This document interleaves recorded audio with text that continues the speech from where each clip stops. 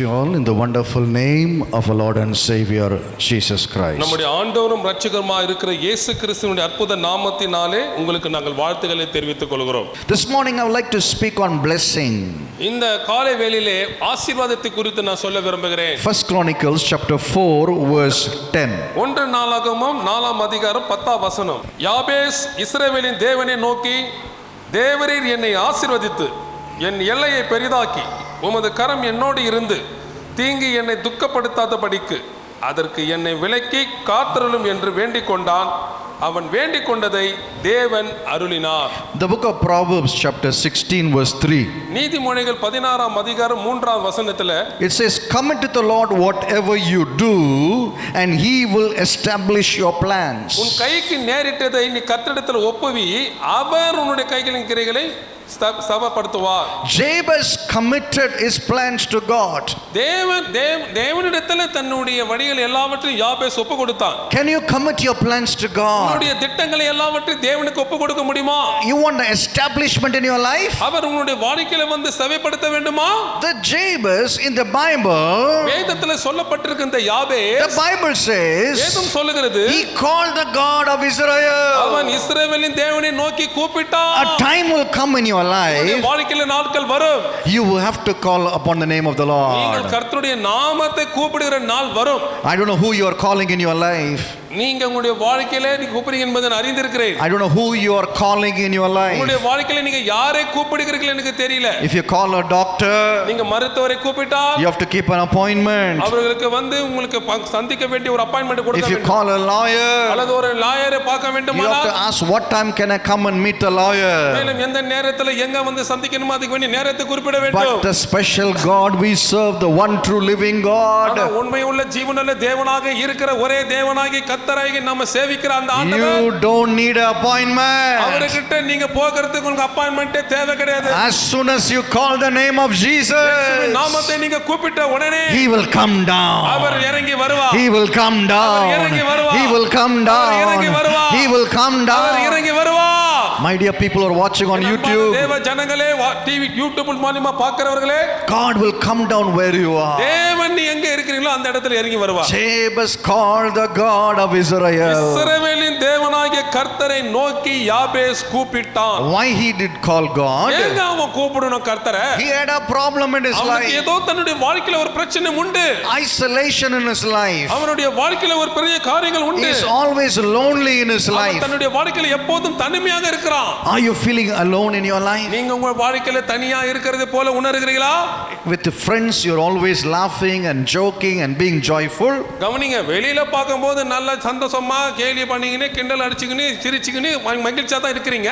But when the time comes, ஆனா நாட்கள் வரும்போது, when you're alone in your home, நீங்க தனியா வீட்ல யாரும் இல்லாம இருக்கும்போது, you have vacuum in your heart. அப்ப உங்களுடைய இருதயத்துல நீங்க துக்கப்பட்டு நீங்க வெறுமையாக இருக்கிறதை நீங்க உணர்கிறீர்கள். நிறைய பேர் சாப்பிடலாம், சிரிக்கலாம், வெளியே போகலாம், யார்கிட்ட எல்லாமோ பேசலாம், பழகலாம், என்னெல்லாமோ ஜோக் அடிக்கலாம், எங்க எல்லாமோ போகலாம். ஆனா தனித்து விடப்பட்ட நேரத்தில் தனிமையை உணர்கிற அருமையான சகோதரியே, சகோதரனே, கர்த்தரை நீ கூப்பிடுவாய். ஆனால் அந்த இடத்துல உனக்கு நண்பனாக, நல்ல துணையாக, நல்ல ஆத்தும நேசராக வருகிற ஒரு தேவன் உண்டு.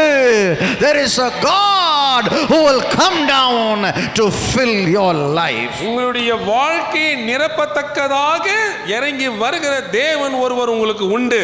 Hallelujah. Hallelujah. In my life I have learned one thing. என்னுடைய வாழ்க்கையிலே நான் ஒரு காரியத்தை கற்றுக்கொண்டேன். God kept me alone. தேவன் என்னை தனியாகவே வைத்து வச்சிருக்கிறார். I was asking God, why alone? நான் கேக்குறேன், ஆண்டவரே ஏன் என்ன தனிமையா வச்சிருக்கீங்க? Why alone? ஏன் ஆண்டவரே தனிமை? மற்றவங்க கிட்ட நீ ரொம்ப வசதியா பழகி அவங்களோட நீ ஒருமித்தனா ஆண்டவர் உன்னோட வாசம் பண்ண முடியாது.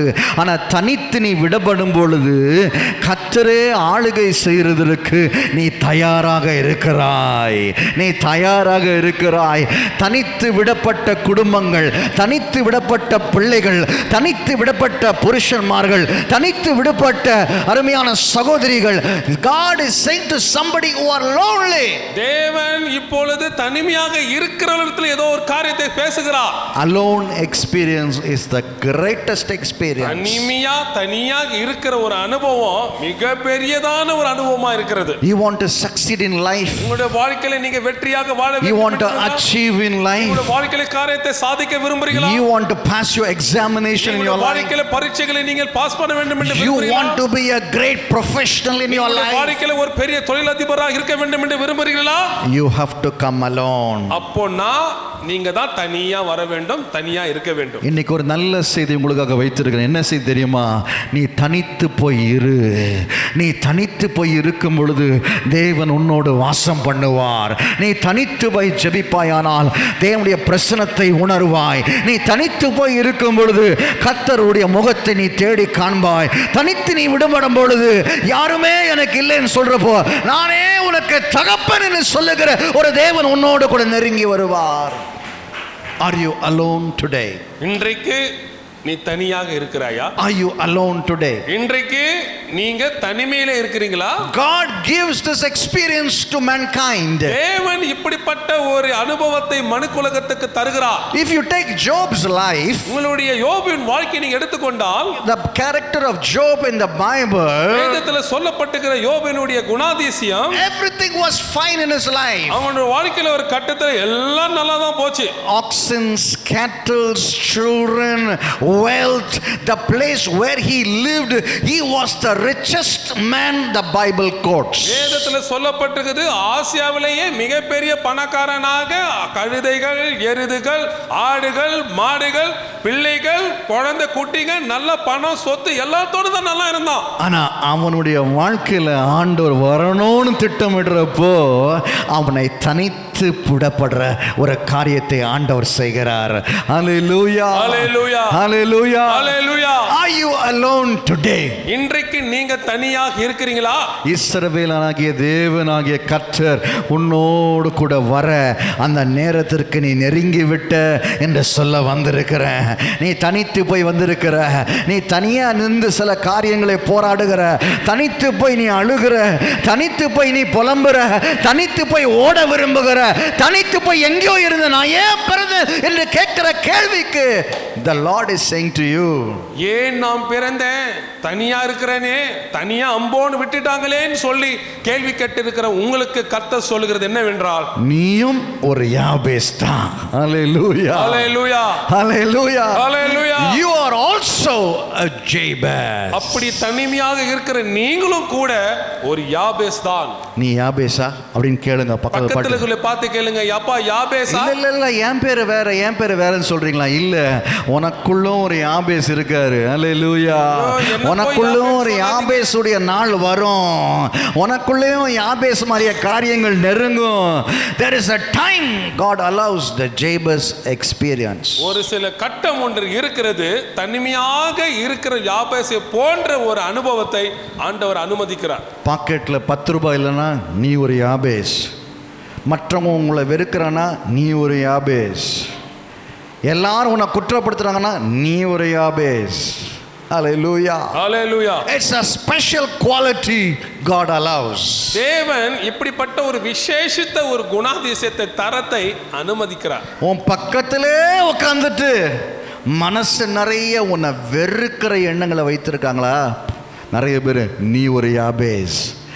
Jabez cannot settle with anybody. எந்த மனிதனாலோடு கூட யாபேஸ் உட்காரவில்லை, உட்கார முடியாது. He can't get comfortable. அவன் நிச்சயமா உட்கார முடியாது, யாருக்கிட்ட சௌகரியமா இருக்கவே முடியாது. No, he cannot get comfortable. நிச்சயமாக அந்த விஷயத்துல அவன் சௌகரியத்தை தேட முடியாது. அவனே திட்டமிட்டு இந்த நண்பர்கள் எனக்கு வேணும்னு அவன் ஆசைப்பட்டா கூட அவன் நண்பனா இருக்க முடியாது. Because God will never allow it. காரணம், தேவன் யாபேசுக்கு அப்படிப்பட்ட நண்பர்களையோ இல்ல கூட இருக்கிறவர்களையோ அனுமதிக்க மாட்டார், அனுமதிக்கவில்லை. He is designed. அவன் எப்படியாக தீர்மானித்து விட்டார். He is a God designed man. தேவனால வடிவமைக்கப்பட்ட ஒரு தேவ மனுஷன் யாபேஸ். Jabez Jabez is designed. தேவனால வடிவமைக்கப்பட்டவன். Can I tell you something more deeper? இன்னும் இத குறித்து இவனை குறித்து கொஞ்சம் இன்னும் ஆழமா சொல்லட்டுமா? He can't even fit himself with his children or family. அவன் குடும்பத்திலேயோ அவன் பிள்ளைகளிடத்திலேயோ இருப்பதற்கு அவன் தகுதி அற்றவன். Hallelujah. Hallelujah. He can't even fit with his own family. தன் சொந்த குடும்பத்திலேயே அவன் ஒரு பொருந்தாதவன். அத மாதிரி எத்தனை பேர் இருக்கீங்க? கை தூக்குங்க. என் வீட்டுக்குள்ளே நான் ஃபிட்டா இல்லை. You have a Jabez quality in you. ஏன் உன் குடும்பத்திலே நீங்க பொருந்தலன்னு கேட்டா யாபேசுடைய குணாதிசயம் அந்த சுபாவம் உங்களுக்குள்ள இருக்கு. நீ இன்னும் ஆண்டவரோடு 100% பழகி நெருங்கி அவரை ருசிக்காதனால தான் மற்றவங்க உன் கூட ஃபிட் ஆக முடியும். When you have a fitted connection with God, stronger and mightier and powerful, people will just cling on to you. நீங்கள் வல்லமையும் தேவனும் நல்ல மகிமை உள்ள ஒரு அனுபவத்தில் தேவனோடு கூட இருந்தா மாத்திரமே ஜனங்கள் வந்து உங்களிடத்துல பொருந்துற மாதிரி வருவாங்க. Hey, 6 லட்சம் பேர் ஒரு மனுஷன் சொல்ற வார்த்தைக்கு பின்னாடி போறாங்க. எப்படி எப்படி இன்னைக்கு நான் போய் புலல்ல என் பின்னாடி வானா 2 பேர் வர மாட்டான். இன்னைக்கு என் சபையார்கிட்ட போய் ஒரு குடும்பம் உங்கள் எல்லா காரியம் உங்கள் வீடு வாசல் சொத்து எல்லாம் நீங்கள் விட்டுட்டு என் பின்னாடி வாங்கினா ஒரு குடும்பம் வராது. ஆனால் 6 லட்சம் பேர் மோசே பின்னாடி 6 lakhs of people are following one man. 6 லட்சம் பேர் ஒரு மனிதன் மோசேக்கு பின்னாடி போனாங்க. அவன் சத்தத்தை கேட்டுக்கிட்டே போனாங்க. Why? ஏன்? எப்படி? He had a connection with God. அவனுக்கும் தேவனுக்கும் ஒரு தொடர்பு கொண்டு He had a connection with அவன் God. தேவனோடு தொடர்பு கொண்டவனாக In your இருந்தான். family, if you have connection with God, the whole family will bow before you. The whole neighborhood will bow before you. The whole road, the houses, rows will bow before you. நீங்களும் தேவனிடத்தில் அப்படிப்பட்ட தொடர்பு கொண்டவளாக இருப்பீர்களானால் நீங்களும் உங்கள் முழு குடும்பத்தினரும் உங்களுடைய முழு உலகமும் உங்கள் முழு ஏரியா ஜனங்களும் ஒரே உங்களை பின்னாடி போய் கொண்டு வந்திருப்பாங்க.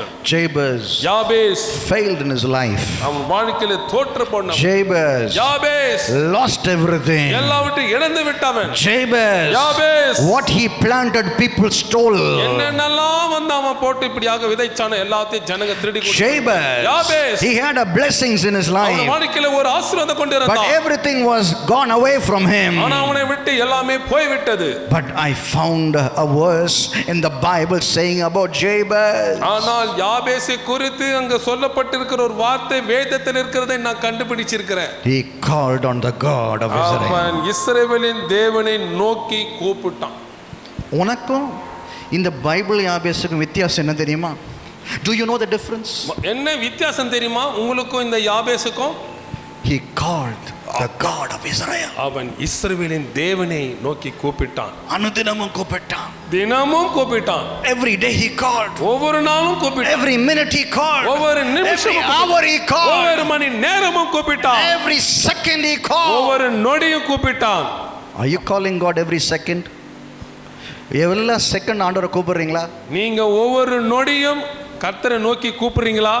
சில பேருக்கெல்லாம் இந்த ஞாயிற்றுக்கிழமை ஆராதனை 1.5 மணி நேரம் தான். திங்கக்கிழமையிலேருந்து ஞாயிற்றுக்கிழமை 9 மணி வரைக்கும். What kind of a character is that? என்னங்க இது? இன்னைக்கு கொடுக்குற இந்த 1.5 மணி நேரம் இருக்கிற நேரம் தான் திங்கக்கிழமையிலேருந்து வருகிற ஞாயிற்றுக்கிழமை வரைக்கும் இருக்குதுன்னா அது என்ன குணம்? அது என்ன சுபாவம்? அது என்ன பழக்கம் உங்களுக்கு?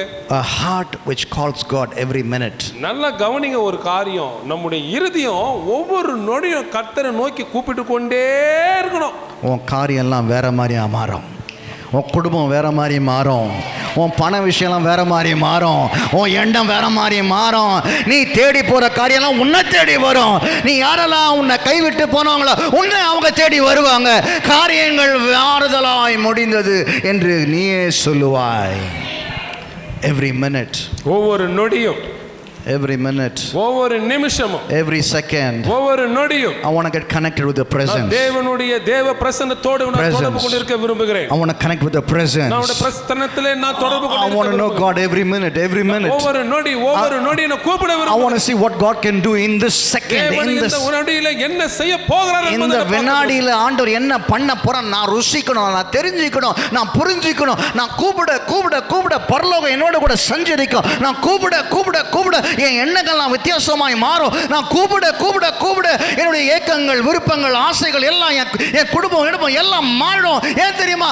Transformation happens when you call God. இஸ்ரவேலின் தேவனாகிய கர்த்தரை நோக்கி நீங்க கூப்பிடும்போது மாற்றம், ஒரு மறுரூபம் நடக்கும். Calling God. தேவனை கூப்பிடுவது, Calling God. தேவனை அழைப்பது. Who told the two lovers to speak on the phone the whole night?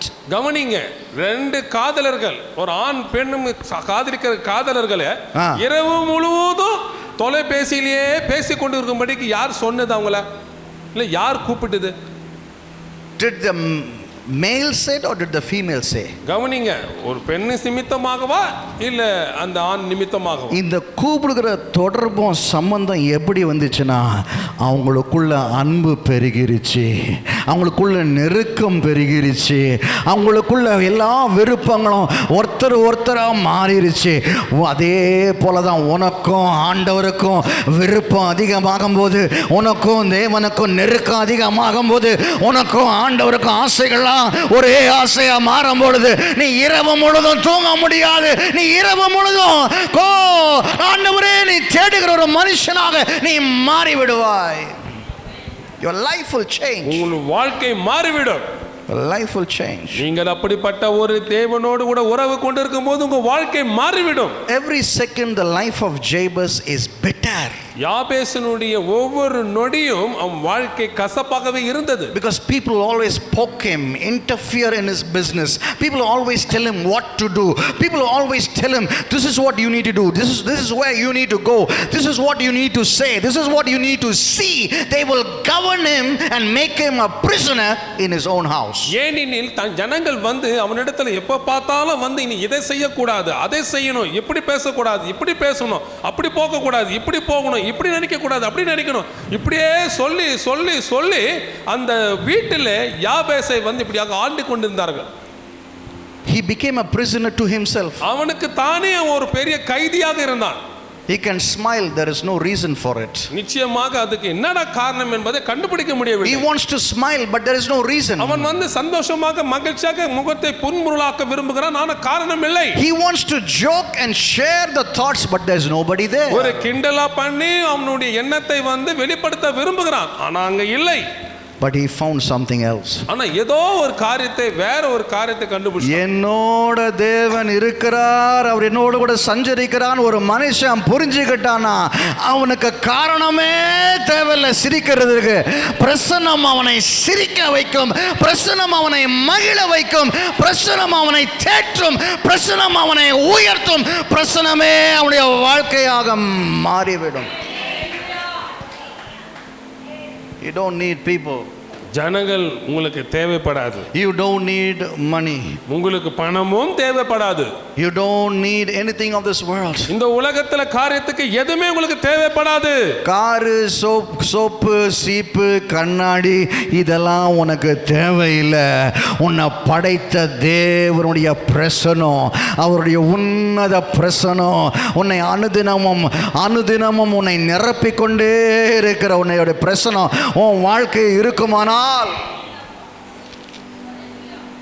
மோசேக்கிட்ட ஆண்டவர் சொல்லலை, நானே உனக்கு முன்பதாக போறேன்னு சொல்லலை, என் பிரசன்னம் உனக்கு முன்பதாக போ. The presence of God is my identity. தேவனுடைய பிரசன்னம் என்னுடைய அடையாளமாக இருக்கிறது. நான் சொல்றது என்ன தெரியுமா சொல்ல வரேன்? நீ சபைக்கு உண்மையாக இருப்பாயானால் தேவன் உனக்கு உண்மையாக இருப்பார்.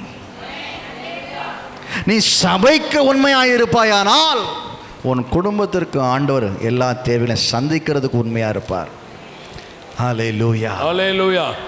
Growing in the church is the first thing of a Christian believer. ஒரு விசுவாசினுடைய வாழ்க்கையில இருக்கிற மிக முக்கியமான முதல் இடம் எது கேட்டா, சபையில வளர்வது, சபையில பங்கு கொள்வது. Jabez understood that. யாபேசுக்கு அது புரிந்து கொண்டது. He called the God of Israel. அதனால தான் இஸ்ரவேலின் தேவனை நோக்கி கூப்பிட்டான். And he said, "Oh, that you would bless me indeed." அவன் சொல்றான், தேவனே என்னை இதில் ஆசீர்வதியும். He defined the right statement. அவன் ஒரு சரியான ஒரு காரியத்தை வாக்கை கொடுத்தான்.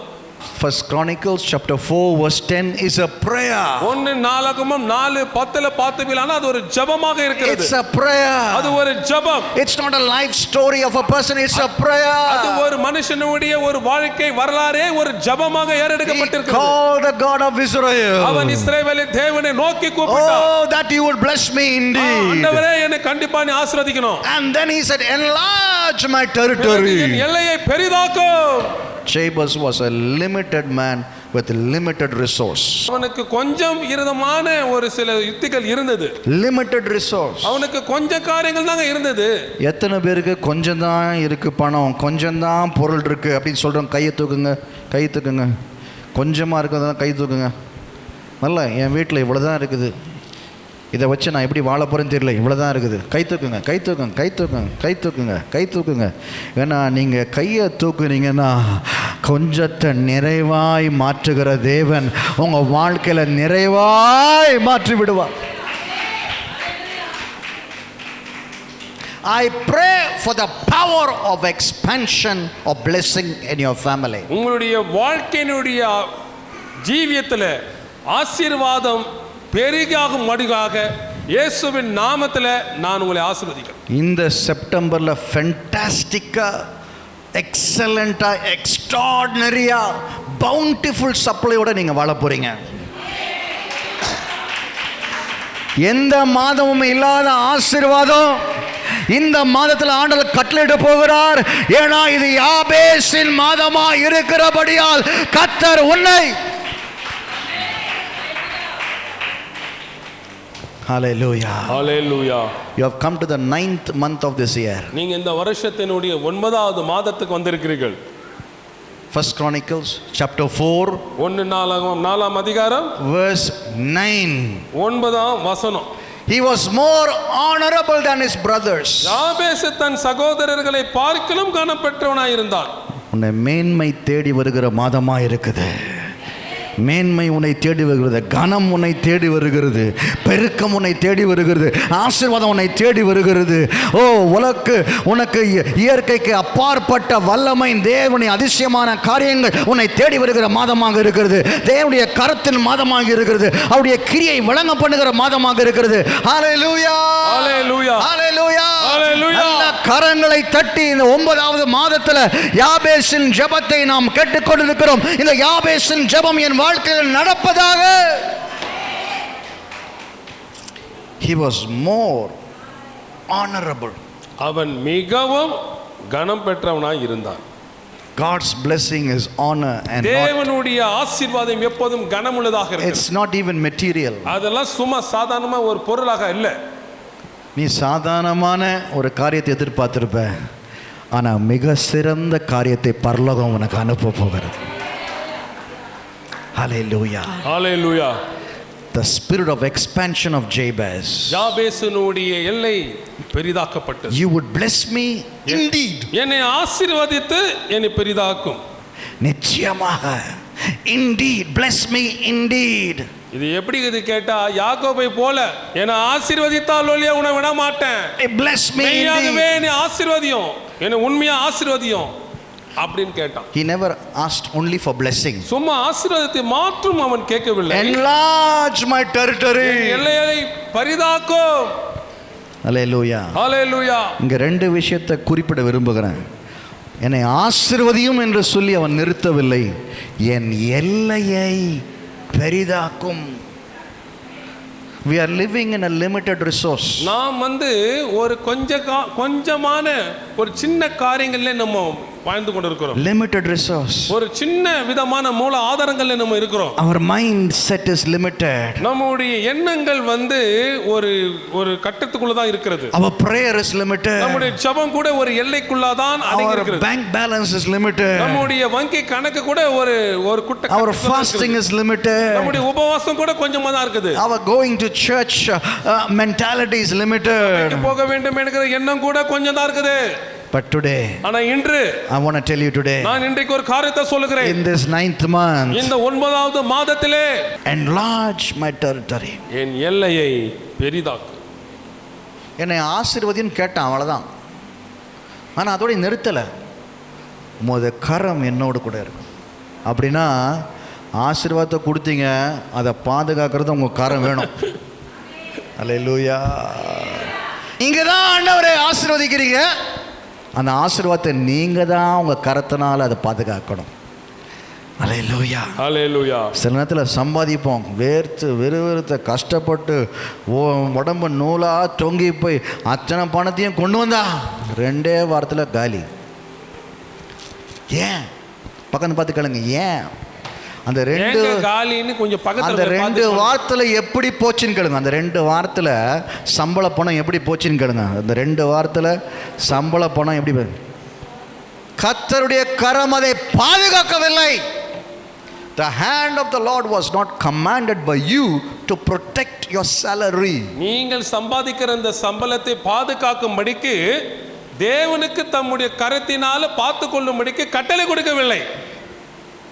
சரி, அதோடு நிறுத்தலானா? நிறுத்தல. He says keep me away from evil. மேலும் அவன் சொல்றான், தீங்கு என்னை துக்கப்படுத்தாதபடிக்கு அதற்கு என்னை விலக்கி காத்துக்கொள்ளு.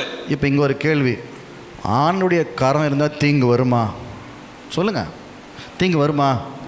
வராது. ஆனால் ஏன் அவன் கேட்குறான்? அதான் என் கேள்வி. இப்போ why he has to say keep me away from evil? கர்த்தருடைய கரம் என்னோட கூட இருக்குன்னு சொல்லிட்டான். அப்போ இருந்தா தீங்கு வருமா? வராது. இப்படி இருக்கும்போது தீங்குக்கு என்னை விலக்கி காத்துக்கொள்ளும்னு ஏன் கேட்டான்? ஹல்லேலூயா. ஹல்லேலூயா. அவர் வார்த்தைக்கு அவர் கட்டுப்பட்டவர், ஆனால் உன் வார்த்தைக்கு முழுதுமாய் கட்டப்பட்டவர் அவர். நிறைய பேருக்கு இது புரியல, தெரியல. என்ன கை தட்டுறாங்க, என்னமோ தெரியல, என்ன சொன்னார் கட்டுப்பட்டவர்ன்றாரு. Let me tell you what is this. இந்த பொருள், இந்த வசனத்தில் இருக்கிற அர்த்தம் என்ன என்பது நான் உங்களுக்கு சொல்லுகிறேன்.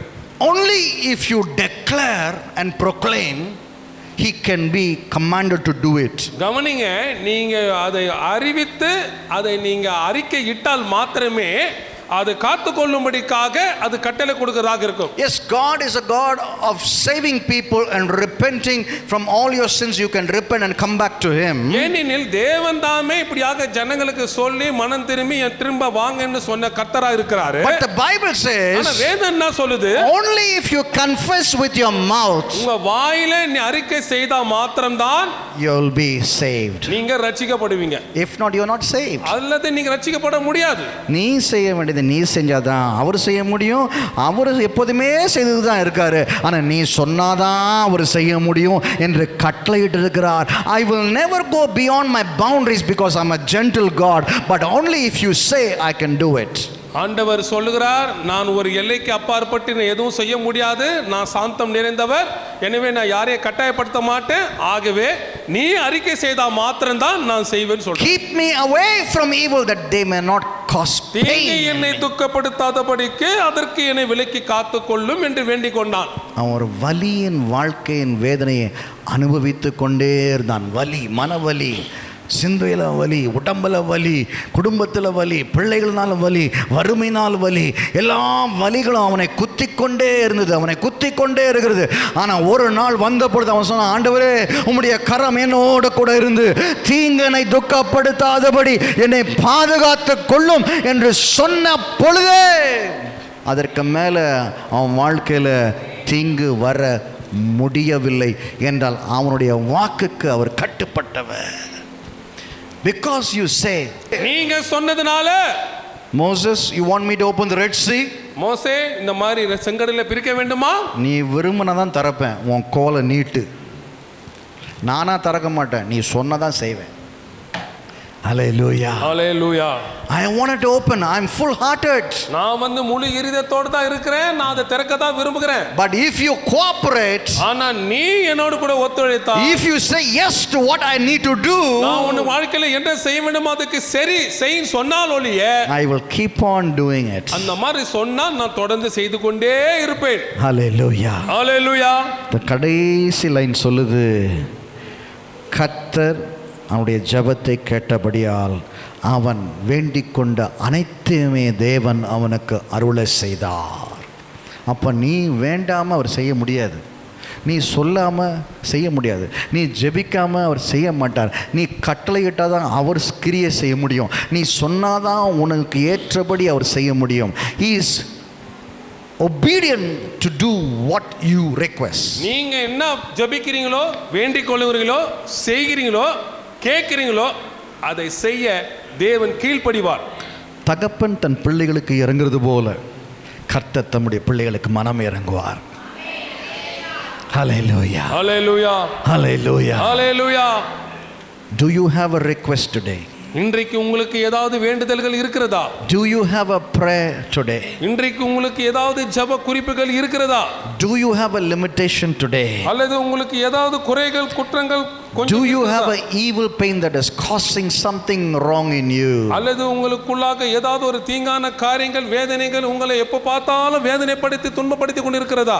We have come into the communion service. இன்றைக்கு இந்த கர்த்தருடைய திருவிருந்தினுடைய ஆராதனையாக இருக்கிறது. நம்ம அப்படியே எழுந்து நின்று ஜெபத்தோடு கூட சொல்லி திருவிருந்தை நாம் கடந்து செல்லும் பொழுது கர்த்தர் நம்முடைய காரியங்கள் எல்லாம் மாறுதலாய் முடிய செய்து God will do a change in you as you take communion today.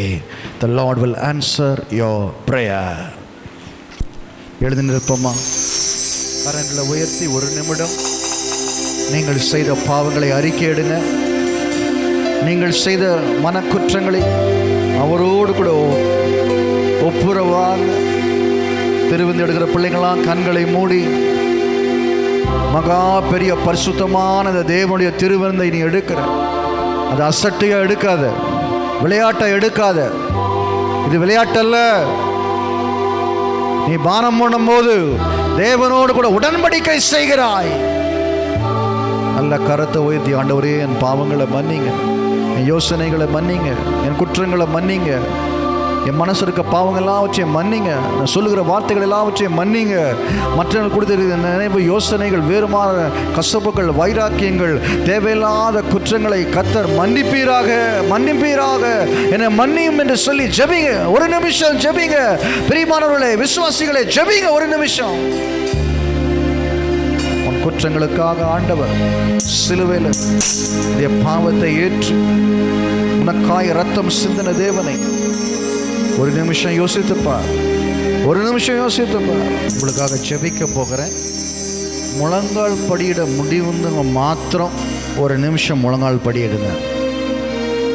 இந்த மாதம் முழுவதும் கர்த்தர் உன்னை பாதுகாத்து எல்லா செயல்களிலும் கர்த்தர் உன்னை பரிசுத்தமாய் நடத்த, நீ ஒரு பெற்றோராக இருக்கலாம், உன் பிள்ளைகளை வளர்க்கும் முறைகளை பரிசுத்தமாய் நடக்க இந்த பரிசுத்தமான தேவனை நீ தொழுது கொள்ள வந்திருக்கிற. உனக்கா நான் ஜெபிக்க போகிறேன். ஆண்டவரே, உம்முடைய பிள்ளைகளை கர்த்தர் ஆசீர்வதிப்பீராக. முழங்கால் படிக்கிற பிள்ளைகளை அந்த முழங்காலை கர்த்தர் பலப்படுத்தும். இதை போலவே வீட்டில் முழங்கால் படியிட்டு ஜெபிக்கட்டும். ஆண்டவரே, பேசுகிற அந்த நாவுகளை தேவனோடு கூட ஐக்கியப்படுத்துவீராக. அந்த நாவில் ஒரு அக்கினி அமரட்டும், அந்த நாவில் தேவனுடைய மகிமை அமரட்டும், அந்த நாவில் தேவனுடைய பிரசன்னம் அமரட்டும். பிள்ளைகள் செய்த தவறுகளை கர்த்தர் மன்னித்து விரதத்தால கழுவி ஜெபிக்கிற ஒவ்வொரு ஜெபத்துக்கும் பதிலை தந்து ஆண்டவரே, இந்த எடுக்கிற திருவிருந்தை பிதாவாகிய தேவன், குமாரனாகிய இயேசு, பரிசுத்த ஆவியானவரே, திரியேக தேவனே, இதை ஆசீர்வதிப்பீராக. உமக்கென்று நாங்கள் இதை தருகிறோம். நீர் உம்முடைய கரங்களை வைத்து ஆசீர்வதிப்பீராக. ஆண்டவரே, திருவிருந்து எடுக்கிற ஒவ்வொரு பிள்ளைகளையும் கர்த்தர் சுகப்படுத்தும், பலப்படுத்தும். கர்த்தர் நீர் குடும்பங்களிலே, உறவுகளில் இருக்கிற பிரச்சனைகளை எடுத்து ஆண்டவரே, எல்லா விரிசல்கள், எல்லா விதமான கோபங்கள், பிரிவினைகள், சண்டைகள், வேற்றுமைகள் எல்லாவற்றையும் ஆண்டவரே உம்முடைய கருத்தில் ஒப்பு கொடுக்கிறோம். கர்த்தர் நீர் குடும்பங்களை இணைக்கிறவர். குடும்பங்களை கர்த்தர் ஆளுகை செய்வீராக. முழங்கால் படியிட்ட பிள்ளைகளை கர்த்தர் விசேஷமாய் ஆசீர்வதியும். ஜெபிக்கிற பிள்ளைகளை விசேஷமாய் ஆசீர்வதியும். என்னை சுகப்படுத்தும் சொல்கிறவங்க எல்லாம் அவங்க தலைமையில கை வைங்க. என்னை சுகப்படுத்தும், என்னை சுகப்படுத்தும். உம்முடைய தழுமுகனால, உம்முடைய காயத்தினால ஆண்டவரே, குமாரனாகிய இயேசு, யெகோவா ராஃபா, சுகப்படுத்தும் ஐயா. உம்முடைய பிள்ளைகளை சுகப்படுத்துவீராக. இயேசுவின் உன்னத ரத்தம் உன் மேலே தெளிக்கிறேன், உன்னுடைய சரீரத்தின் மேலே தெளிக்கிறேன், உன்னுடைய சரீரத்தின் மேலே தெளிக்கிறேன். இயேசுவின் ரத்தம், இயேசுவின் ரத்தம், இயேசுவின் ரத்தம். அவர் காயங்களால் நீ சுகமாக்கப்பட்டாய். அவர் இரத்தத்தாலே நீ சுகமாக்கப்பட்டாய். அவர் இரத்தத்தாலே நீ இன்னும் சரித்திருக்க சுகவீனங்கள் இப்பொழுது மறைந்து போகட்டும். குமாராகிய இயேசுவின் நாமத்தினாலே உனக்கு ஒரு சுகம் இறங்கட்டும், இறங்கட்டும். நல்ல பிதாவே, உடைய பிள்ளைகளை ஆசீர்வதி இயேசுவின் நாமத்தினாலே. ஆமென்.